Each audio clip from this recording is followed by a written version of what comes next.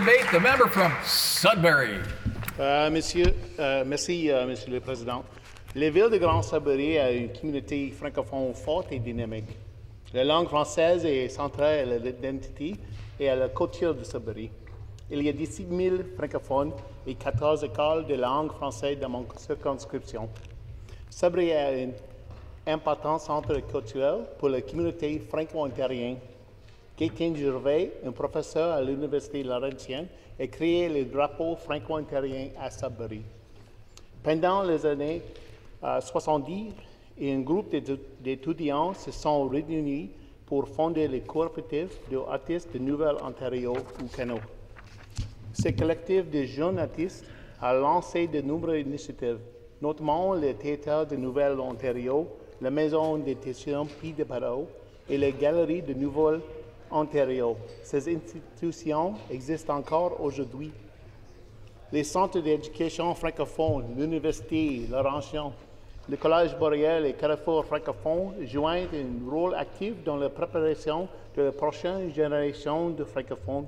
Pour soutenir notre communauté francophone et pour assurer qu'elle a accès aux services essentiels dans la langue maternelle.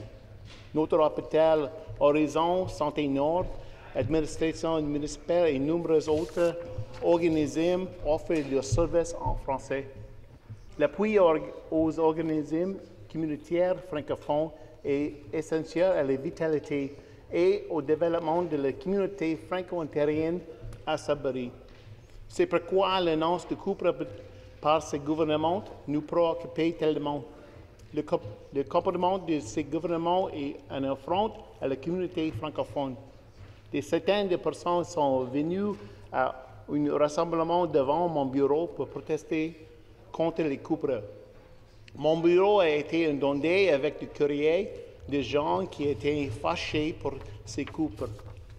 Un de mes électeurs les décrit comme ça. Les coupures feront un tort énorme à notre population francophone de l'Ontario.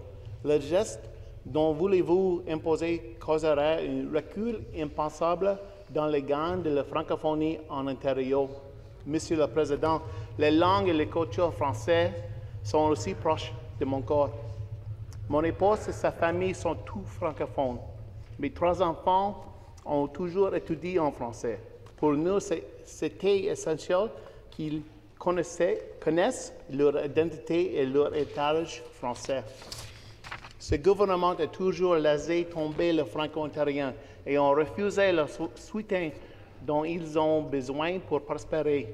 Le budget du programme d'appui aux langues officielles ne s'est pas amélioré depuis plus de 10 ans.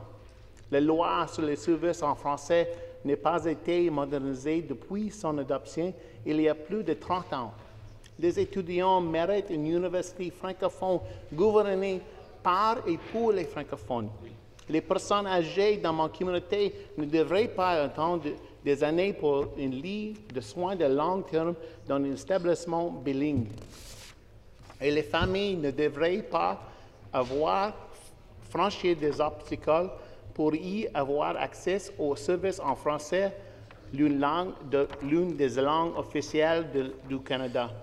Monsieur le Président, je demande au gouvernement son appui à la motion déposée et de soutenir les Franco-Ontariens et les Franco-Ontariennes.